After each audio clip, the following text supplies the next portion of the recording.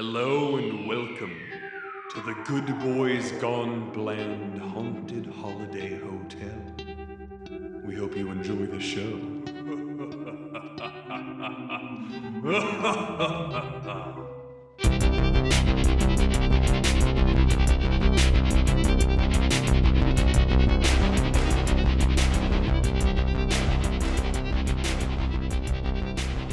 Hello and welcome to Good Boys Gone Bland, Season 4, Episode 2, The Haunted Holiday Hotel. We are reviewing My Bloody Valentine, 1981. But first, I am your host, Denali. But second, I'm your host, Ryan. Three butts. I'm your certified Valentine. Lover boy. Yeah, Oh, Jace. there we go. we got a CLB up in here.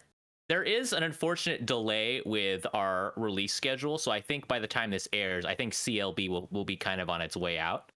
It already is, but Yeah, well, it's good to be back, guys. You know, I don't think our audience members will know or notice, but we haven't actually been able to record just for a few weeks due to me and Amber's move to Los Angeles. So now we made it here. I'm recording in a garage, so forgive any weird sound qualities, or at least weirder it's than gonna normal. sound better. Let's be real. Probably, yeah, it's probably gonna sound better because I'll have real internet here. You're close to a server, whatever that means. But it's good to be back, guys. I've missed watching these ridiculous movies and reviewing them with you guys and having an excuse to say all these dumb things and record them.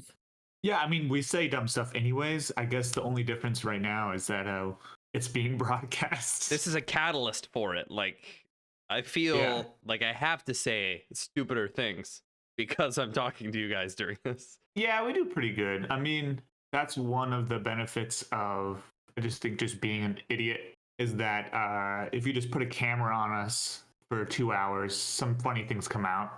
But like, I don't play it up all that much. Yeah, I think our podcast is kind of like the monkey on a typewriter thing, where we actually record this for about 8 hours, and then we cut together all of the slightly almost funny stuff, and then we have an hour and a half show. But most of it's just dead air. Yeah, it's bathroom breaks, you know, showers and stuff. Definitely been a bit of a culture shock coming here from Seattle. I've visited Los Angeles a few times, but it's living here now. I'm kind of like looking at things and I'm kind of like, okay, this is my new home, because Seattle is like, we kind of talked about this a little bit on our group chat. It's kind of like tech boy chic. People there are more reserved, you know, if I don't know if you agree, Jace, like, you know, a little more, I think, passive aggressive in Seattle. Yeah. Yeah. A little more socially awkward just because it skews towards tech, I think. But then you also get kind of grungy crust punk types. I'd agree with that.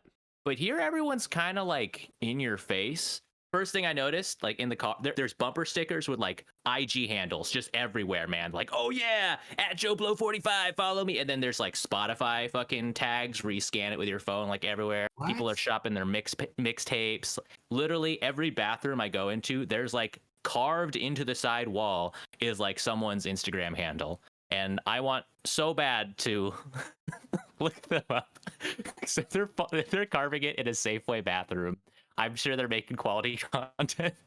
So Well, also, that's a big step for you, getting to the point where you're comfortable enough to use a Safeway bathroom. Yeah, it is. It's not clean on a good day, and it certainly isn't clean today. Well, anyways, guys, like I was saying, it's nice to be back with you guys. I mean, what's been going on with y'all's life? Absolutely nothing. Literally sitting around day after day waiting for this episode to happen. wow. I measure my life in Good Boys Gone Bland episodes. Yeah, I've had some fans reach out and say the same thing. So, you know, we're keeping them babies fed. No, I'm just joking. I went to 2 weddings in the It's last wedding month. season. Yeah. It's wedding season, folks. It's poor people wedding season because they couldn't afford peak summer. No one wants a hot summer wedding. I mean, Ryan, you had a summer wedding and it was very hot. My wedding was the hottest wedding I've ever been to. It was hot, all right. Thanks. So the first wedding I went to, I have a small story to tell. Okay. It was in Chicago.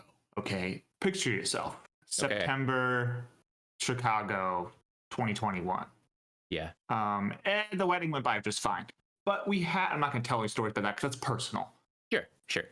The day after the wedding, we had an entire day in Chicago, a Saturday, to burn. And one of my friends, a few months before the trip, he was looking up, like, things to do in Chicago, restaurants to go to, yada, yada, yada. And eventually he found a restaurant that, in addition to its normal services, has one section of the restaurant devoted to people who want to eat one entire animal. Any animal? We're not talking like a little chicken, or turkey, because you guys do that at Thanksgiving. We're talking like a farm animal, like a 4-legged farm. So they're bringing a whole ass hog, for example. Well, let's get there. So he makes a Facebook event and everything. He's like, guys, I found this restaurant in Chicago. I really want to go. But the thing is I don't know what animal to order because I don't know how many people are going to come. So if you're interested in coming, he sent us all like the wedding guests essentially. Okay. If you're interested in coming, let me know or say you're attending on this Facebook event. And actually, we were roped into it. So 17 of us said yes. And wow. I do want to carve out 30 seconds to explain that we were not exactly hyped about it. Because the idea of killing an animal just for our meal is kind of going against the whole idea of we're trying to eat less the meat. Right. Maybe we're responsible for a little bit less death in the world. So we sign up, but whatever. We need to support our friend. And we get about 17 of us. And so he says, okay, guys, 17 people. If you look on their website, they have animals and the suggested amount of people for each animal. Okay. And for 17 people, the suggested animal is a wild boar. Jesus Christ. It's that specific. They're literally chicken, 2, turkey, 5. Is it literally like that? Well, that's what I'm saying. It starts at a certain 10 people.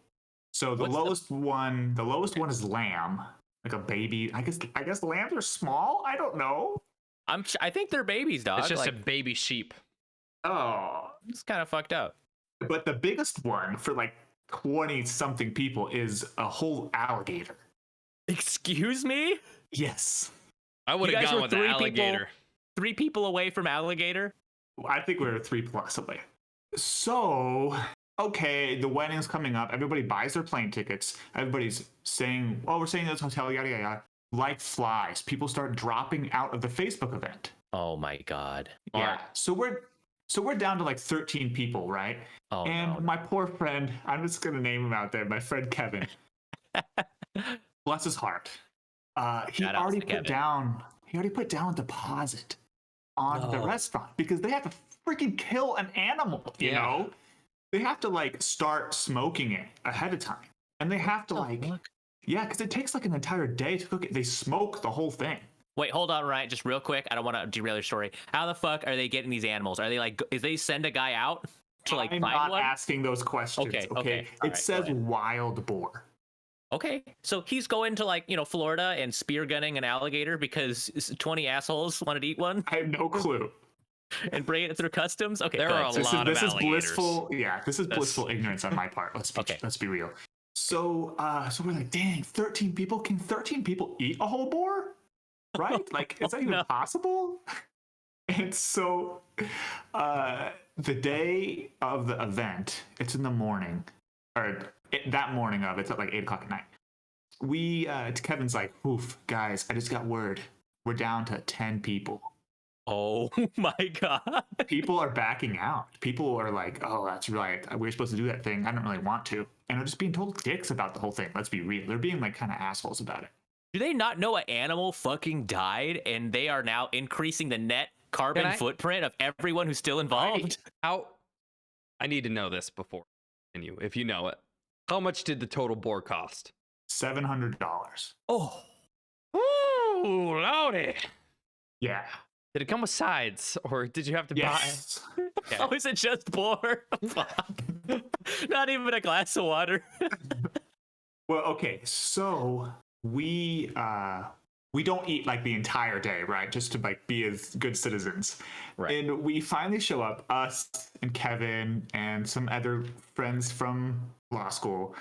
And some people that Kevin knows in Chicago like came to like fill up some chairs for us. So we're at 10 people, and they bring out like a bunch of mac and cheese and all this stuff, and they bring out the boar. Okay, they like have this table here, and they're like, "We're gonna put it here, and you can take pictures of it, and then we'll cut it up for you." Oh, Jesus. And they take it out, and I have never seen a more sad, sorry-looking dead carcass in my life. Like, Oh, no. it is like, it looks like roadkill, guys. It's like carcass. And at one point during the cooking process, the spine collapsed. No. Because there's like the segment that's hooked, like held up by the rib cage, and then the rest of the spine by the low back hips just kind of like sunk in, and it looks really, really not appetizing. So we have this board, and thankfully it's smaller than I imagined it was going to be. Okay. And they're just like, okay, we're just going to start serving up, and they pull the whole thing. The whole thing pulls apart like beautifully. And they just take these giant like 14-inch dinner platters, and they fill up like 5 of them, like heaping piles of pulled meat, like 5 of these platters, and put them on this table. And at this point, it's like 2 people to a platter. Oh my God. And we had one person eat about 2 bites of it. And so it was really like 9 of us doing the work. Wild boar. Was it gamey? It was really good. Let's get this straight. Kudos. Okay. It was amazing. It was like some of the best meat I've ever had. But let me tell you, boar sweats are a real thing. Yeah, I bet. About 45 minutes into just stuffing your face full of boar, like you start hallucinating. E-sweat boar edition. Excuse me? We were having boar dreams, okay? And at one point, we're doing pretty good. And the owner comes up to us. I don't know if he's the owner, he's the manager, or whatever. He comes up to us, call him the owner because it makes it sound cooler. The owner comes up to us and he's like, "Hey, you guys are doing really great. This is cool." And we're like, "Oh, really? Awesome, yeah." And he's like, "The last time somebody did this, they had 22 people, and you guys ate more than they ate." What? Yeah. Apparently, it was a bunch of like preppy city slickers, Right. and they didn't like it or something, and they Not only like ate a few cavemen, I bites, guess. and they didn't take anything home. I didn't realize how the death of this animal would affect me. I can Right. no longer eat it. And Dude. so we either ate or took home the entire boar. Honestly, like hearing that, like obviously you guys had a good experience, like eating, like it sounded like it tasted good, but I can see how this can flip somebody who's kind of like vegan curious and just seeing this collapsed boar spine and being like, you know what, meat's kind of gross. Yes, absolutely. I totally agree. It wasn't as bad as I thought it was going to be. Let's really be true. I thought I was going to show up to like this 8-foot-long boar and eat only like a quarter of it, but we ate like pretty much the whole thing, and that made me really happy. Well, okay, the boar didn't die for nothing, at least. Right. Like it would. Yeah. I was afraid you're gonna say it was terrible and you guys didn't eat it and the boar just fucking died. That's what somebody else. There's 22 people out there who have that story. Jesus. Yeah, those but guys. They have the carbon insta footprint. pick. They don't give a shit. Oh yeah. Jesus, I man. mean, if it is truly a wild boar, generally they're invasive.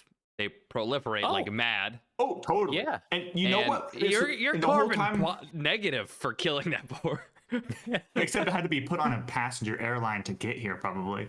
Well, okay. probably break even. So the funny thing is, do you guys remember a certain scene in Old Yeller? I blanked that where movie he out gets of my hog mind. cut, right? Yeah, there's a whole scene devoted to wild hogs, and they were totally just minding their own business and they're completely peaceful. And then Old Yeller and the boy, just start harassing them and murdering them, and that made me feel worse than anything else. Like I had just watched Old Yeller, but that's the end of that story. No, man, that's because I think you sent us a photo of that boar when it was happening. I think I saw it just in passing because I was kind of moving. I remember seeing that. Now that you talked about the ribs and this, I remember seeing that picture and being like, ugh, and then I just kind of moved on. So I'm just so curious, dude. Who do they have a farm with alligators and I have no clue. What other? Do you know what other animals they have? Is there anything else that's I only remember those 3. A full cow. Oh, please, God. 800. No, how much does a cow weigh? Never mind. That's the 600 person option. Yeah. You just met Well, like that's a kind of middle the idea. school There's a whole showing up. culture around pig roasts, right? And people do Right. backyard pig roasts and with the whole event with the neighbors and family and everything. The That's apple in the a mouth. common Yeah. thing. Yeah, and like luau's in Hawaii. This was not that situation. This was 10 friends killing an animal and eating it whole. You basically a hired gun to kill it for you. Yeah. Well, I'm glad to hear you survived, and the board didn't, I guess, but No, at one least of you us guys did. ate it. Jace, did you eat any animals over the past couple No. weeks? I had meatballs. You yesterday, go. I think but Well, I went to a Jace- wedding too.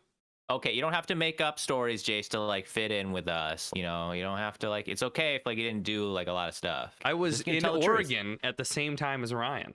I was the flower man at a Oh, wedding. I saw that. Yeah, I saw that on IG. You were And tossing them. I was some tossing flowers. and I was gyrating my hips.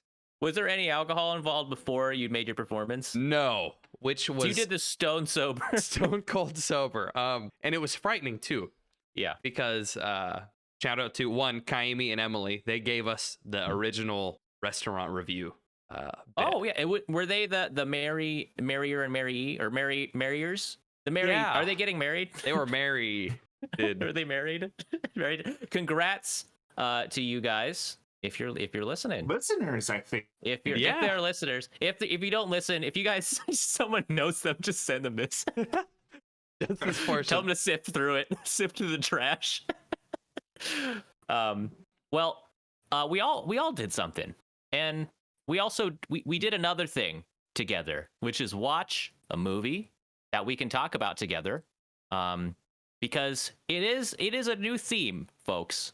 We're on episode 2 of season 4, which is the Haunted Holiday Hotel. Ryan, do you want to give our audience kind of the spiel about what we do in this section of our podcast? Oh yeah, I would be delighted. Also, if we forget to do this again in a different episode, I'm sorry, but we try to remember. So, I don't exactly remember. It's been so long. What do we do? I guess every week we watch a movie and we talk about it. And And that's it, folks. That's it. welcome to the internet. So what we do is we take a genre or actor and we watch 10 movies until we claim total blandness is achieved. And by these rapid fire movie reviews, we kind of get to the essence of the very thing that we're watching. And so, in addition to rating the movie as a movie and how we might personally feel about the movie, we also rate the movie and how well it connects us to the genre. And this season, we're watching 10 holiday horror movies. Holiday horror movies. And you might be like, well, that's 2 qualifiers. What does that mean? We're specifically talking about horror movies that take place or involve, in some regard, a holiday. And now, this week, as an example, we're doing Valentine's Day. That's right, people. There are horror movies about Valentine's Day. And hopefully we can get even a little bit wackier than this, and we don't have to double dip or triple dip on Halloween. But so far, we're doing great. And we've chosen the Haunted Holiday Hotel? Yeah, I think that was As the our idea. venue. We're going on vacay for the holiday, and we're staying at this hotel, and we're going to see where My Bloody Valentine lets us off at. My Bloody Valentine, 1981, the OG. Yes. Not the one Let's that be we real. grew up with. Yeah. We grew up with. Wasn't there That's an the MBV wrong statement. 2009, 2009, where There it was came a out. shitty 3D version. Yes. It was a Yeah. crappy reboot. Yeah. And that's the one probably people remember seeing commercials of, unless Yeah. unless they're around the 80s. Well, who has the synopsis? I think is it me this week who has the synopsis? Let's go ahead and say yes. To lay it down. You did. Oh wait. Okay. Yeah. So it would be mine this time. Let's go ahead and say yes. All right. Well, I can lay down the synopsis. Of course, as Ryan said, we chose Valentine's Day as this time's holiday. Let me pull up the character list here, because I just watched this bad boy as is tradition, and I'm glad I get to digest this movie with Team you guys. Axel. This movie, My Bloody Valentine, takes place around Valentine's Day, and it also happens to take place coincidentally in a town called Valentine's Bluffs. I actually in don't this think town, that's a coincidence at all. well, we'll find out, won't we, Ryan? In this town, coincidentally, a couple decades ago during Valentine's Day, there That's were a not bunch a of coal coincidence either. miners. Do you know what a coincidence Well, is? let's find out, Ryan. Let's have this movie take us for a ride. So where was I? Coincidentally, a bunch of coal miners were in a mine. This was decades ago, by the way. Where else? A bunch of coal miners were in a veterinary clinic. Sick dog. Well, they have fucking lives, dude. They're not defined by their careers. And they were in a mine. Okay, this cannot be overstated. So this mine happened a couple decades ago in Valentine's Day. And an explosion happened, guys. The miners died because of two asshole supervisors. And then there was a guy who survived the explosion that was caused by negligence. And the guy who survived, he survived by eating his coworkers for weeks. Which is not funny, man. That's fucked up. And he was pretty ticked when they found him. And then he was so ticked that when this Valentine's Bluffs town has like a Valentine's celebration, he comes out and kills them all with a pickaxe. And he wears his full miner uniform with gas mask, full regalia, and kills them in like kind of miner themed ways. And then so this town's can we be clear? That's Yeah. MINER. Yeah, mine, like, you know, like a coal miner. And so this town was like, hey guys, let's stop doing Valentine's Day celebrations for a while because this guy goes fucking nuts. And then that was fine. But then 20 years later, they decide to have a Valentine's dance because they're idiots. And lo and behold, this guy, you know, the ticked off former worker, Harry Warden. Warden. Sorry. I was about to say drop his name in there. He comes back to town and he's ticked, guys. And I hope that made sense. I think we'll kind of say more about the plot as we go. Yes. I'm pretty hungry, guys. So I was kind of whiling back there, but I think I got traction on those tires eventually. No, you did good. I was interrupting here. Oh no, A lot. I think Harry Warden is just an amazing name. Like, that's a good name. Dude, if I was searching through a list of names for serial killers, Harry Warden, I think would be like, you know what? That's probably a serial killer. Yeah. So this movie is really like kind of a pro-union, pro-workers' rights thing that they should show at union meetings, where you have these like dickhead supervisors who aren't looking out for like OSHA regulations and protecting their workers, and you have a vengeful worker, wreaking revenge and advocating for his coworkers by murdering them every year. Thoughts? Yeah. I think they should show this at coal mine meetings. They probably do. This movie was fucking buck wild, dude. Because like the intro, like if we could just talk about the intro for a sec. Please, I want to devote like 20 minutes to the intro. Well, we don't got that time. It's probably one of my favorite sequences in movie history. That's your favorite, like, dude. It was so wild because like there's two fucking coal miners. They roll up. You don't know what's happening. Yeah. And one of the coal miners gets undressed, and Yeah. it's a lady in there. And then they're about to bone down, and the lady's like, "Take your mask off," and he's like, "No, I want to keep it on." And then you're like, "What the fuck's happening?" And then she just starts stroking his gas mask like a penis. And then I'm like, Well, "Okay." That's not what I'm talking about. This director had a gas mask fetish, and then the guy with the gas mask on kills the lady, right, with a pickaxe. And then you realize he was so horny he had to kill with a pickaxe. He killed her And then- because she took her outfit off, and he said that's against OSHA regulations. Yeah. You can't take your mask off. Oh, sorry. He just got done playing Squid Game. And he's like, fuck, I mixed them two up. I get sex and Squid Game mixed up all the time. But like my question, so you find out that's the serial killer who like 20 years ago like escaped the mental asylum. But like how did he seduce the lady without taking his mask off? Yeah, I was thinking that Like- too. Oh, no, you guys. You don't get it. She knew exactly who he was. That's why she went down there in the first place. Oh my god. See, the twist happened. Well, let's talk about the twist a little later. There's going to be spoilers, guys. If you listen to this podcast. Ryan, thank you, because the twist just happened to me like 10 minutes ago and I'm still processing Still it. thinking it. You're like a character. You're like in the Yeah. movie, like I'm like those clueless teenagers in this movie. but that's only 1/3 of the Yeah. reason I love the intro. I love the intro for the tonal whiplash we get between this scene and the one immediately following it, which Bluegrass is breakdown. a bunch of miners, miner, in the showers Yeah. with each other, just like hemming and hawing about how much they want to go to a Valentine's Day dance.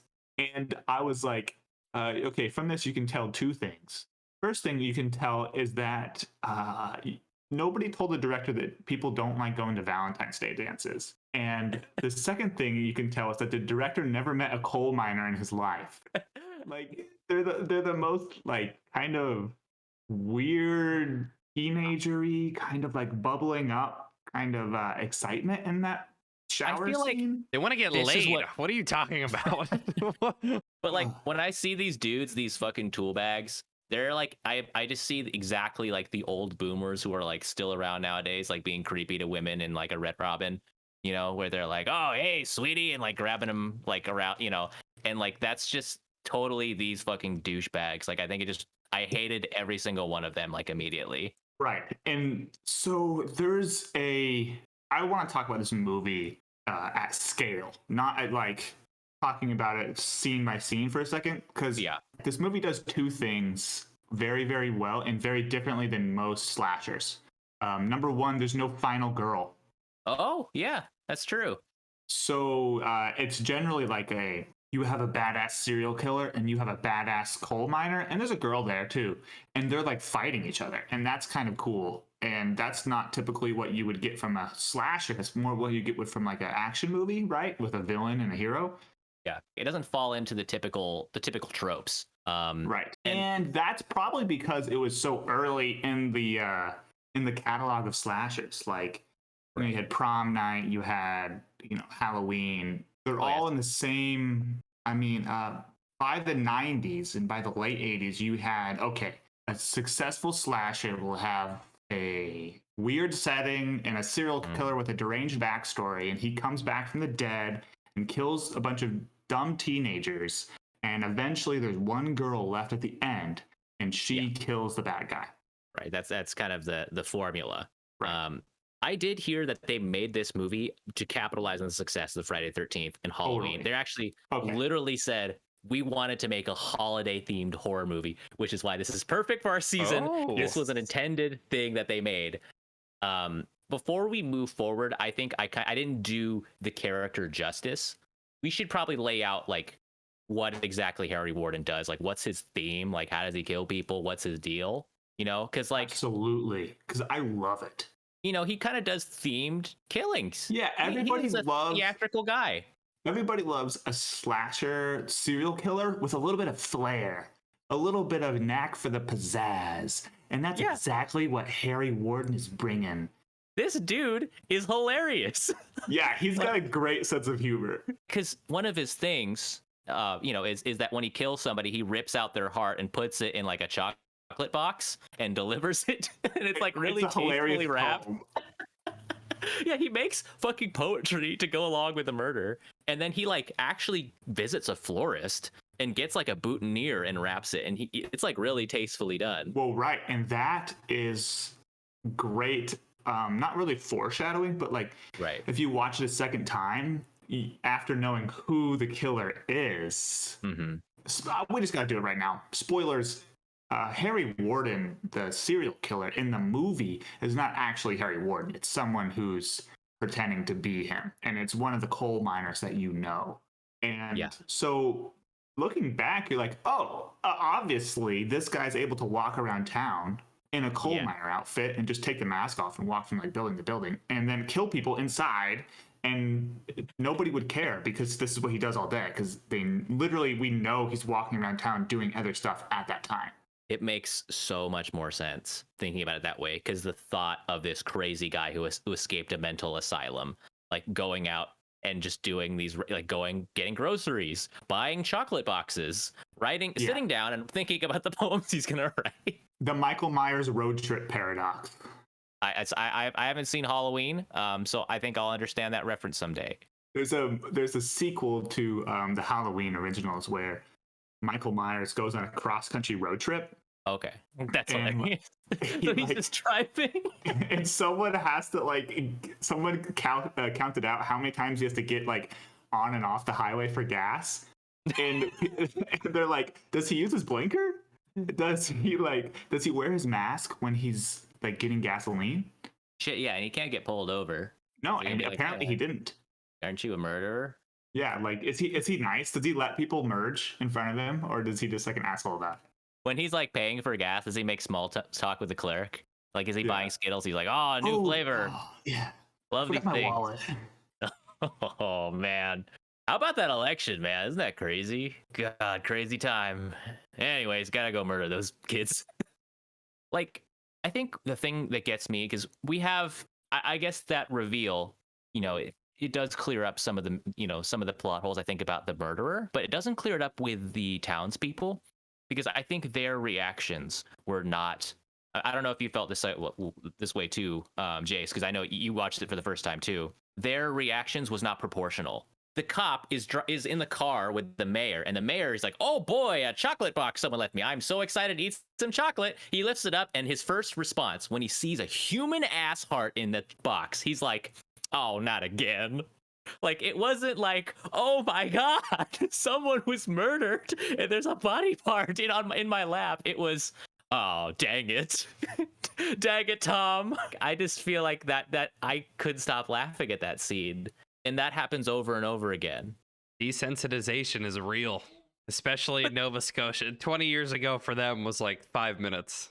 I guess, like, this Oh, it's mayor's another heart. literally like fucking friend. Like, I think it was like his assistant or coworker, like, that he knew for a long time, was really fond of. He finds her body in a washer, cooked, and it's like a disgusting ass corpse. And he sees her and he's like, "Oh shit, that's pretty gross." And he like lights a cigar. He's like, "Oh, better not cause a panic or anything."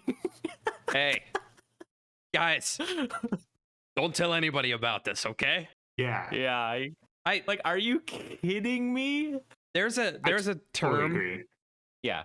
There's a term in that a lot of people that play fantasy football use for older players or like people who aren't stars. It's a jag. It's just a jag? guy. Just They're like, "Oh, that he's a jag," and it's He's just it's a guy that doesn't Yeah. have any overarching skills or Mhm. anything that makes you say wow. And I wrote down, "Wow, Henry Warden, jag." This Yeah, dude just a was in an guy. accident, showed up and cut some people's hearts out, and he just kind of walks around town like sneaks Yeah, he's just- into a room, and he's like, "Okay, but let me back up here." Yeah, okay. Some of these are like, if you think about the logic of the killings, some of them are freaking hilarious.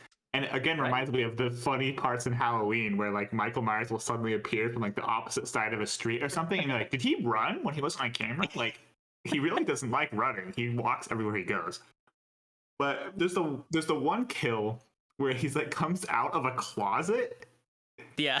and you're like, how did he get in the closet? Because we just like The guy was saw working in him- there. Yeah, there was somebody like in the closet, and he's like, "Oh, I'm gonna go back in there," which was amazing kill. I absolutely Yeah, love it was, that it was kill. a good kill. Yeah. He also Like- pulled the whole thing down. Yes, in a It's split like- second. And that guy's like, "I'm so fucking funny." Hold up. Wait, Yeah, wait a he's second. pranking people. Yeah, there's And like a then, dummy killer, and then the real killer shows up in that split Right. second. But this dude is making diagrams, and he's obviously waiting for like hours in one space. Where he's Yeah. standing there, he's like, "What's the most hilarious way I can kill this person?" Yeah, Like, it's it's true. Well, okay. I think that I agree with the sheriff and the people being kind of like underwhelmed by it, but I do really appreciate how the miners themselves were very scared by the Harry Warden story. You know, they were Older. like, "Oh, it's Harry Warden. Oh no, he's gonna kill us all. Like, he's back." when they actually find out that people when they find out that the killer's back. Like, they were really scared. And so the climax of the movie happens in the mine because a group of minor partiers who decide to have the Valentine's Day party anyways, even though the killer was going to show up, they go down into the mine, including the girls who have never been down before. Yeah. And they get stuck. And that's where most of the action happens in the second half of the movie. And I thought that was pretty cool. I really liked that because you had part of the cast in a really dire situation that wasn't just, oh no, I'm at Camp Crystal Lake and there's no phones and there's no electricity. How do I deal with this? It's like there's some sort of exigent circumstances that maybe would put you in fear anyways, because nobody wants to be down in a mine in the middle of the night with a broken elevator. Yeah. That part felt pretty claustrophobic. Like, it was a pretty good, like, tense scene, and then having that miner just kind of show up. But I think having the reveal at the end that this, the murderer was actually one of, like, the 20-something miners who was with the crew, I think clears up a lot of things. But not knowing that, I'm like, okay, this guy's probably about 50 or 60 years old. Yeah, he's been in a mental asylum. Yep. I don't know if they've got like a weight training room in that asylum. Because how is this dude so like strong. out muscling? Yeah, coal miners who are like 19, and like, yeah. This is my point on just a guy. Like, when they said, "Oh, we don't know where he is," the dude knew the mine so well that it was like, what did 5 years go by and he showed up and he's like, "Hi, my name's Barry Barden. I'd like a job." They're like, "Oh, we can always use more people in the coal mine." I'm like, this 40-year-old dude is like, yeah, he's like out sprinting, out muscling everybody, and the fact that he's like a young, now he's like this dude, and makes sense. But throughout the movie, I'm like, this is totally not credible. They all could have beat the shit out of him. Any two people that confronted him at the same time could have just been like, "Oh, shit." Well, I totally agree. I totally agree, and that's kind of what's happening. But he was being very smart. There's a couple points where he doubles back and takes off the mask at least. Yeah. And either carries it or stashes it somewhere, and then meets up with the main group. And like, "Oh, I've been looking for you everywhere." And the viewer, there's no clues. Like, from a viewer standpoint, there's absolutely zero clues about the identity of the right person, because that happens with every character. All the characters kind of get split up, and then they meet back together at different times. And so it's really difficult to put together who's missing, and you're not even, because you think it's a different guy anyways. So like, you're not really looking for that. Right. And there's one scene where like, he's with a girl and the other guy, because there's two main guys who are fighting over a girl in a great subplot, like a really awesome love story, I think. And they kind of like get into a tussle. They think that the other guy is the killer because it's dark and they're in a mine. And so scenes like that, I think, kind of put it together where he can maybe out physical them, but he's also outsmarting them. I think there's one kill where somebody says to the camera, who's killer's point of view, and he says, like, "Oh, how'd you get down here?" Because they know who it is, and then they end up getting got. Yeah. Well, can we just get to it real quick, Ryan? Do you guys have a favorite kill in the movie? Because he kills a lot of folks in a lot of funny ways. Yes. Ryan, do you want to share yours? Okay. Because you seem like, you've seen this a few times. You probably have that in the chamber while Jason and I kind of think. So, there's something to be said about, I think, 4 or 5 different kills, but I think to me it's a tie between the hot dog guy and the shower guy. Oh, those shower are girl. Literally both my top girl. 2. Oh my god. Same. Absolutely brutal. The shower girl is impaled on a shower head, like a really weird shower head, because apparently in like the 80s in Nova Scotia mining camps, they didn't have shower heads. They would just take an open pipe and take a very large pair of pliers or something and crimp the end of it until it was like a flat blade that would only let a little bit of water out. And the killer impaled a girl's head on one of those until water was coming out of her mouth. And that was pretty cool. Yeah. That was a pretty gross scene. To piggyback off that, I think the hot dog death was my favorite because like the guy is like, you know, he's gonna die just because he's isolated. So you're like, okay, like you're looking around the room, you're like, what's gonna be the thing? And he's like, oh, hot dogs, and they're like boiling. I'm like, no. And he like looks at the pot and smells the hot dog water, which is disgusting because I don't know. I think people from the 80s had like lead poisoning or something. I don't know why that's delicious to him. And then you just see a black gloved hand come up behind him and just shove his face in the boiling hot dog water. And I can't think of a more American way to die. Yeah, it's In the this was Canadian in movie. Canada. They're all Canadian. Well, there was something very American and sad about that. That's a fucking horrible way. And then they put his gross heart in there and it cooks in the hot dogs. Unfortunately for me, that it's one of my favorites, but it's also I think the most just the stupidest death and the stupidest kill because my God, there's no way that guy wasn't at least going and everyone drinking their soup can beers. Being like, yeah. I in the wind. I loved how the body is just put into the fridge and the scene where the guy comes back in after, he's getting some beers to go get it on. Yeah. And he opens it up, not looking, he's like, That was good. It was kind of funny sometimes, this movie. Oh, absolutely. Slashers should be funny. And one thing I wanted to mention too, and this kind of goes back to the concept of the killer, is his whole thing is that the reason why his crew and he got traumatized and all those people died is because the two supervisors wanted to get to the Valentine's Day dance early, right? So his whole thing is like, okay, if they have the Valentine's Day dance, I'm gonna fucking kill everybody because like that's a horrible thing. And like his town, like I think out of to make clear, he was the son of one of the supervisors, and he hates Valentine's Day because he is psychologically traumatized from watching his dad get murdered and have his heart cut out by the original murderer, and he is triggered by anything Valentine's to become psycho killer. Yeah. Well, and so he got triggered. So he had like all of this time being normal, hanging out with his friends, getting a girlfriend, having zero signs of a psychotic break so far, apparently. Because he's like playing the harmonica, chilling, having like really touching moments with like his buddies. And then like literally, he sees like one fucking heart design and he's like slamming their skulls through shower heads. Like there was I think he went 0 to 100 like immediately. But anyway, what I was saying was like, why doesn't this town just not fucking do the dance? It's in bad taste anyways. That's what they did. Don't do it. That's the whole plot of the movie. But it's like after the murder started, but they tried to push through, right? Yeah, just like don't have the dance. Like you can just do something else. You mean like, originally? Yeah, originally, because their whole thing is like the guy keeps coming back and murdering everybody every time we do the dance. So just... No. I have gripes with that, and I want to say something. Okay. Because he literally only killed 2 people. This would be like them not having a Christmas party every year because Dave drove home drunk and killed 2 people in a car, and then went to jail. They were like, well, we can't have another Christmas party. Oh, Dave the drunk is gonna come back.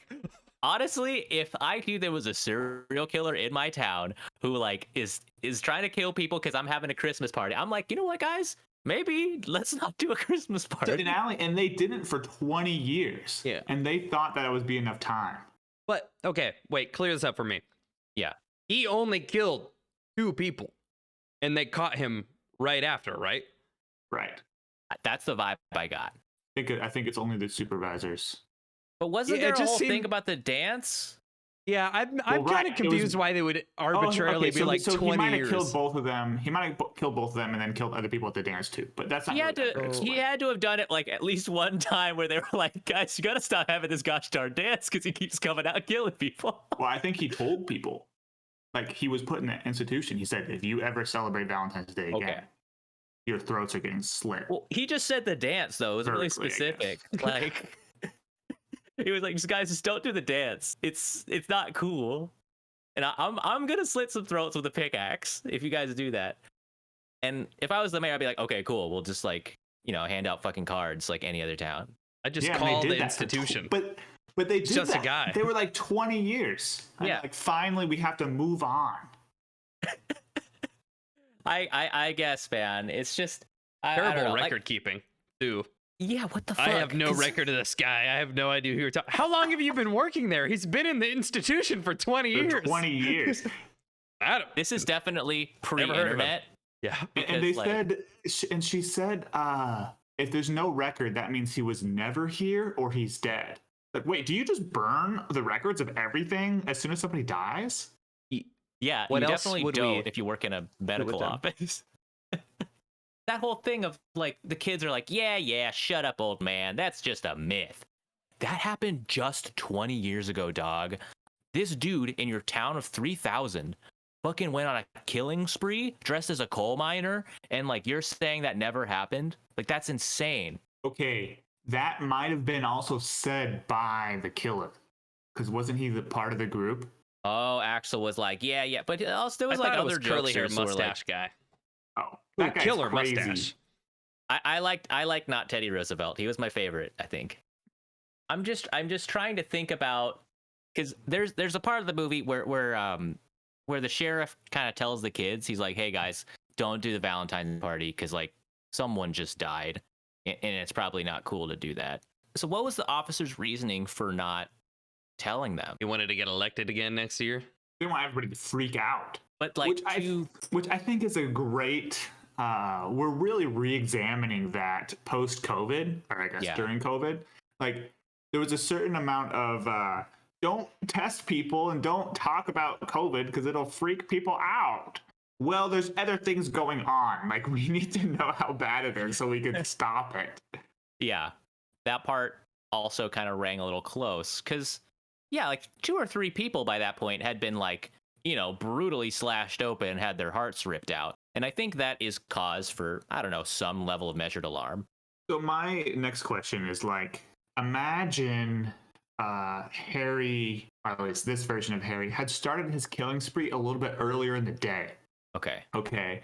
And by the time the dance rolls around, he's running out of poems. Like, he kills a couple people before noon. He's like, remember what happened as the 14th draws near. It's like, okay. Wait, okay, it happened twice. If you don't cancel the dance, it'll happen thrice. Yes. Oh, sick. Third poem. Let it roll. And like 4:00 p.m. rolls around and they're still holding the dance. And he's like, okay, I got to come up with like at least 2 more poems. I got to have the next one and then I have one on deck so this doesn't happen to me again. So I'm not like about to kill somebody and have a poem. Do you think that's why he just started killing people and stopped leaving poems? Is because he was like, I'm a coal miner. I'm not a poem writer. My passion is poetry. That's why I keep killing all these gosh dang people. I fucking hate coal mining. That goes back to the mechanics of this. But like the whole, first of all, the twist totally got me. I was shook. Me too. Fucking got me. And they ended the movie really fast after the twist too, which is kind of like Whiplash. That's a good thing. Okay, let's talk about that. Yeah, you don't want to think about it. There's one entrance to that mine. They could just trap him down there and he would die. That's what happened to Harry Warden. Every slasher ends in the same way, or at least with the final girl trope. Is like she wakes up in the hospital and she's like, was it real? Was that just a dream? And they're like, fuck, it was. We didn't find no boy. Right. That's what they say every time. And that happens in all of them. So I like that they just end the movie and you're like, oh, no. And they come out with this original song right afterwards, like the Ballad of Harry Warden. Fucking slaps. That was that thing is a banger. Yeah. That original song they put out, the Ballad of Harry Warden, is a certified slapper. So you guys should check it out. But like, I feel like Axel, okay, we talked about how he's like triggered by all the Valentine's Day stuff, right? It brought up the childhood memories of his father getting killed. That's why he turned into a killer. So he was like so mad about people celebrating Valentine's Day. But like, why was he so down to party with these dudes? Because when they were like, let's have a party, and he's like, fuck yeah. And he goes out and he like buys the beer, drives people there, partying, shooting pool, like kissing his girlfriend.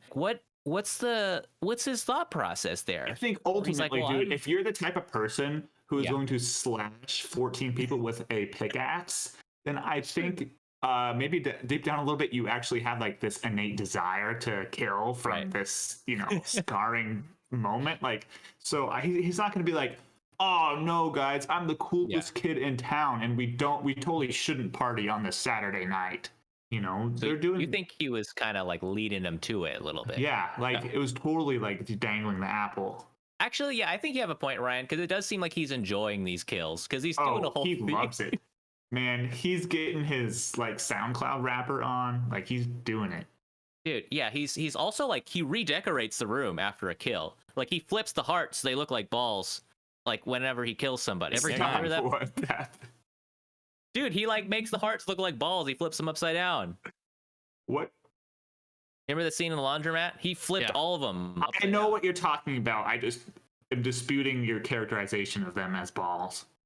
What else was he doing, dude? What else they look like? He wanted He's people like- to know that he was a dude. Like, these are my I think balls. I think it's more of a metaphor than he's actually making it out No, to be. Chase, that's foreshadowing that he's one of the dudes. That his balls.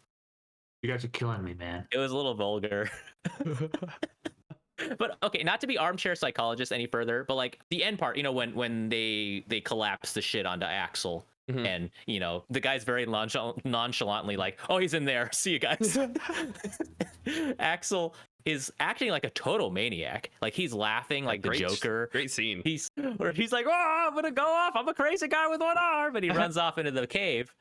I wouldn't he show some signs of being that moody Up. at Yeah, some all the time. point? Well, I think perhaps you might be overlooking the fact that he just murdered like 10 people. Okay, but he didn't do that for like 20 something years. Because Well, he there's has kind of signs that he was a little bit of an outcast. Remember, he was like starting fights in the mine, kind of in the first third of the movie. but that seemed like it was kind of aggro bro shit, right? Like it was his best friend that he was starting a fight with, and that happened because like, you know, he stole his girlfriend or something like that. Great story, by the way. Yeah. It's two aggro bros fighting over a girl, the classic thing. He went out west and he failed, and he comes back and then expects his relationship to take off at the same spot, even though he left his girlfriend without saying anything, and then he steals her from his best friend. That's guys. I think you're being sarcastic, but I'm not at all. That's like heads and tails above the love story in any other slasher movie in existence.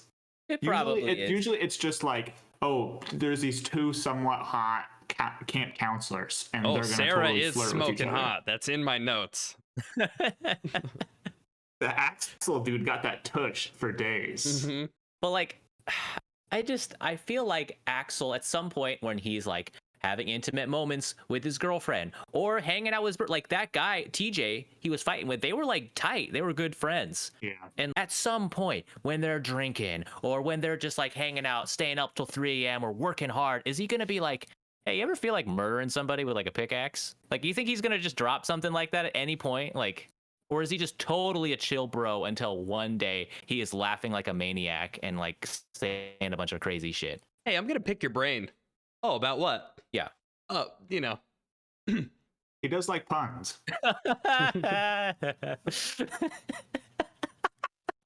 That's good for the sequel, dude. You should ship that. All right. Well, I think we've riffed on this movie quite a bit. Unless you guys got some more. We've exhausted that mine pretty good. Yeah, it's tapped. Do you guys want to get into your ratings of our what are we calling this meter nowadays? We said we'll decide on the next episode. Was it the spiritometer? That sounds familiar. Well, I thought we had something to do with the floors in the hotel. Yeah, I think that was part of the animation. That is part of the picture. We settled on, after much tedious debate, spiritometer because it has double entendre. Yeah. Okay. You know what? I think I like the spirit. I like the spiritometer. I'll go with that. So I think I've been teeing us off this season. So I'll continue that trend if it suits the court. So for my spiritometer, I remember we were kind of looking at how well does this represent the holiday in question. And also I think something that'll factor in as well is like how holiday themed are some of the kills, how holiday themed are like some of the scary parts or how scary it is. I don't know. I'm still kind of developing my meter. Something like this, because it takes place literally during Valentine's Day, there's a lot of Valentine's Day decorations. This dude is literally like super pissed about Valentine's Day in particular and about the celebrations associated with the holiday. So I think this is going to be pretty freaking high. Like, I don't know if, and you guys can correct me, if he does any Valentine's themed killing. Like he's not like shoving chocolate in someone's mouth and like making them choke or anything. It's Valentine's like post killing. Poopery. I guess so, yeah, because he takes the heart and puts it in a box, right? And then he's kind of like, hey, this is a box. And that's the whole idea. The poems and the decorations and you know what? No I think Valentine's themed murdering. Just after effects, if you will. Okay, well, I think because of that, I think I will give this an 8 on the spiritometer for me. I think it could be, weirdly enough, even though it takes place in Valentine's Bluffs and it's called My Bloody Valentine, I think it could be more Valentine themed. Like, I think this dude could be dressing up like Cupid in a diaper and shoving fucking chocolates in people's faces and shit. The whole coal miner thing, the whole, all that kind of stuff is kind of, I think, takes over a lot more of it. So I think an 8, very high, but it could be higher. Yeah, I'm gonna, if I go next. Yeah. I'm gonna agree. I'm gonna give it an 8. I think that unlike Trick or Treat, this doesn't have anything to do with the origins and the celebrations of Valentine's Day itself. Like, it happens, like, if the first one had happened on St. Patty's Day, this would be a St. Patty's Day, like, movie. But Trick or Treat was about Halloween, the holiday itself, not the celebrations of it. So, like, I'm gonna go with an 8. Every single kill, except for the end when they're just like in the mines, it's about Valentine's Day. Like, you can't ask for much more realistically from like a specifically not themed like gag movie. It would change the movie considerably if you went more. Right. And so I think that's nothing against it. I think it's a great movie. One of the more holiday-y movies. I'm gonna go with an 8 on the spiritometer. All right. Score is coming in pretty high on the holiday, low on the horror in the spiritometer. I think I'd agree with you. They gave some pretty good world building. Valentine's Bluffs, they talked about how the town had the Valentine themed dance for 100 years. But then it does really drastically fall off in the last half when we get to the mine. But they played the mine pretty well. Town full of coal miners. Like Ryan said, the fact that they put it in and made it a central piece of the second half of the movie was good. I'm settled on a 7. I don't think it was as focused enough as it needed to be in the second half on Valentine's Day. Besides just a bunch of kids having a blast partying, to put it in that 8th or 9th floor, because 10th floor right now is taken. Yeah. Trick or Treat was all about fucking Halloween. All about it. First half of this didn't movie, really get too. into it as much, yeah. Like Valentine's Day. But I think kind of like what Ryan was saying, too, about like how it could have been St. Patty's Day. It could have been any holiday tied to this where he's like, oh, he gets pissed off on New Year's, so no one shoot fireworks off. He's going to go crazy. I think, meanwhile, Trick or Treat had Halloween like literally in its DNA. If you change the holiday, it would not be that movie at all. Yeah. All right. Well, it's weird for me to go first. I usually just wait to hear what people say first. But I'll tee us off for the movie meter. As far as what I think about this critically, I've been thinking about this as we were discussing it, because one of my first reactions when I started this movie was holy shit, the acting is horrendous. Oh, fucking God, it's so bad. It was so bad. And like, a lot of the lines were all like expository speeches, just kind of explaining the backstories. Everybody, he's like, that's my son back there. He ran away out west and used to be in love with that girl, but now he's back in the coal mine and he hates it and he's mad. And that's my son. I'm the mayor. And he like leaves. And I was like, well, did that just happen? Like, they just kind of clean that up a little bit. And that happens over and over again. The doctor is like, you mean Harry, the guy who 20 years ago and then it kind of goes on. Like, I think it's very lazy writing. I know this was back in the 80s where they kind of didn't expect as much from the audience. But there were good examples back then. I think they could have tried a little harder to make this more interesting. There were some scenes where I felt a little bored, actually. There was bits and pieces. Some scenes ratcheted up the tension well, like kind of towards the end where the pace was kind of going up and the guy was popping out of places. You weren't sure where he was going to pop out. I think that was very good. There was a lot of funny scenes, but I don't know if it was maybe intentionally funny. I think I laughed a lot of times because of how goofy some of the shit was. The gore was effective in the fact that it was disturbing. Yeah, so I don't know if I would call this or recommend this as a quote unquote good movie.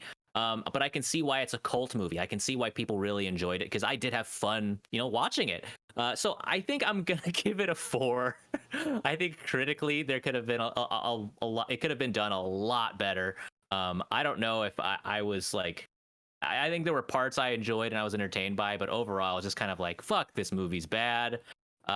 So it's gonna be a 4. I think I feel okay with that. That's fine. I'm someone who I think is going to rate a lot of these movies higher than I think the general public would have. I love these movies.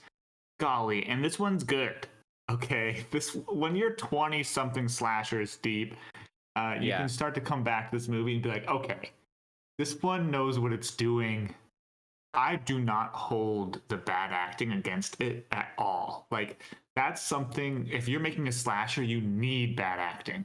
I don't want to see Daniel Day-Lewis out there getting his hand chopped off and shoved down his throat. Okay?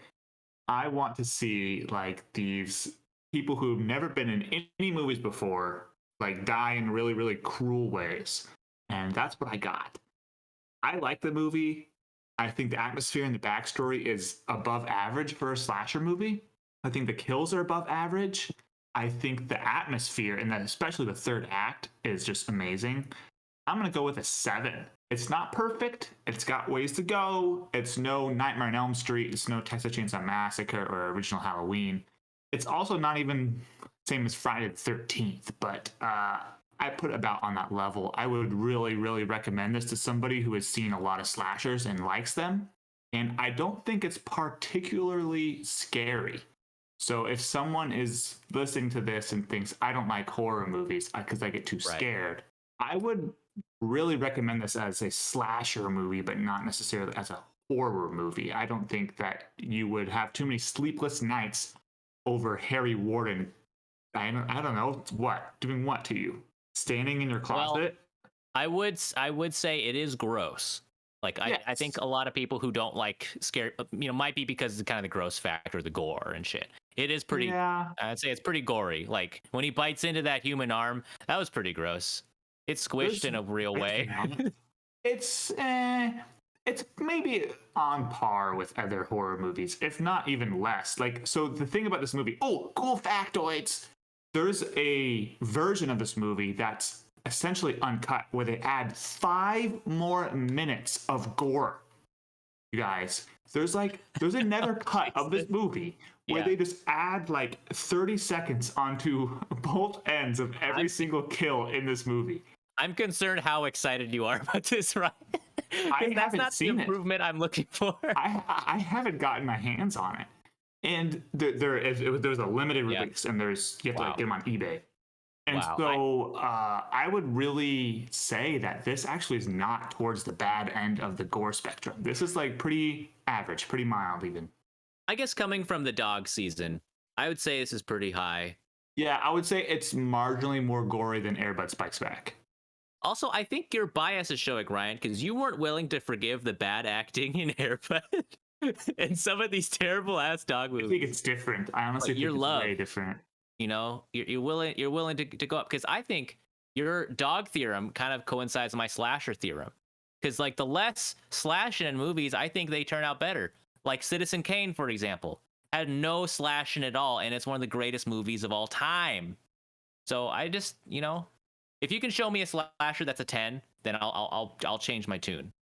Okay. The original Halloween. Haven't seen it. Okay, well there we go. I guess that's the point of you asking, huh? All right, Jace? I'm gonna give it a 3. I thought the acting sucked. I think the directing was terrible. I think multiple times throughout the movie, characters switched from their actual Canadian accent to being like more American. Yo, how those accents were so bad. Which I would have loved. I'm sorry. I loved it when they were actually speaking like they normally would, because they were from Nova Scotia. I was bored the whole time. Like, I was gonna say that I was trying to take notes, and then I would like take a note and then realize I was just like writing it really slowly and not care about watching the film again. I did like some of the kills, but if it'll be good to know that slashers and horrors are a bit different because I wanted to feel a lot of tension. And I think besides being really excited at the flip, when we find out that the killer is actually Axel, that last bit, that was my favorite part of the movie. And then I did the other thing one of the things that I did like again was that kill with the shower head, because I think the payoff was good. From the setup to the kill to the payoff to the water coming out of the mouth. I think they shot that really. It's fair. All right. A 3. I hope I'm proven wrong about the slasher films. I think it's going to be interesting because this is not a genre that I'm familiar with. And, I'm assuming not all of the movies you're going to be watching are going to be slashers. But with that, you guys want to talk about the next holiday / film we want to see? Well, is it going to be on Thanksgiving? Oh, so let's think about this. So November 1st, trick or treat. We should do another Halloween movie. You think so? Should we do? Are you guys feeling Halloween for the next one? We can have Ryan kind of put his money where his mouth, and maybe I should see this gosh darn classic that's coming out soon. I've never seen Halloween. I don't know if Ryan, Jason, have you seen Halloween, the original? No, I don't think so. With the guy from Shrek. I've never actually seen it either. I've listened to the soundtrack. I listened to Rob Zombie when I was like a little kid, growing up. So I do a lot of adjacent things to Halloween. But I think it's about time I see this gosh darn classic, and I think that should I think cover our bases for Halloween movies, because we're watching horror movies. I feel like it'd be a cop out if we do like a ton of Halloween. Yeah, I agree. Movies, we're just close I to think that'll. We have to get Thanksgiving at some point. But sweet, I look forward to it. This is weird not doing the picker wheel, because I was like totally ready to just do that. Jace, do you have a picker wheel for us? Let's do either Halloween or the new one coming out in theaters. Halloween Kills. The first one or the third one, essentially, is what you're saying. The one coming out in theaters. It would be the third entry in the series. So wait, am I putting on Halloween original and Halloween original and Halloween original and just spinning it, and then we're picking Halloween original? I think I get it. Like he like stabs a couple people and then they die. Like big whoop. I think I understand the plot. Again, just a guy. That's actually the plot of the Halloween movies. It's literally just a guy. All right, cool. Well, thank you guys for joining us, and let us know if you've seen this gosh darn movie, My Bloody Valentine, 1981, or the remake. Since I don't think either of us have seen the remake, No. I'm curious to see like what the deal is as it kind of continue on. Let us know if you've seen the remake, because I'm really curious. I don't think I'm gonna watch it. I heard it's a turd sandwich.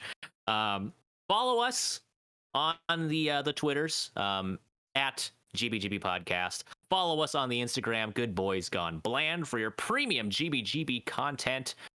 We appreciate you guys listening in and sharing our episodes and tuning in every week. So it's been a blast. With that, do you guys have anything to sign us off on? Tell your murder victims about us. Oh, tell your shit. And your local union leader. If you're maybe tell your, we already said tell your crush. That's kind of like Valentine's Day themed. Tell your coal significant miners. other. Tell your coal. Yeah, a coal miner. Tell them about this. Tell them about this episode. Tell them about. Tell a geologist who hates fracking. Yeah, tell a That geologist about us. Tell the guy who wears a gas mask in Slipknot back in 2005. Tell him about this podcast too. Anyone you know that's into BDSM. Jesus Christ. Tell your pickaxe. Okay, thanks guys.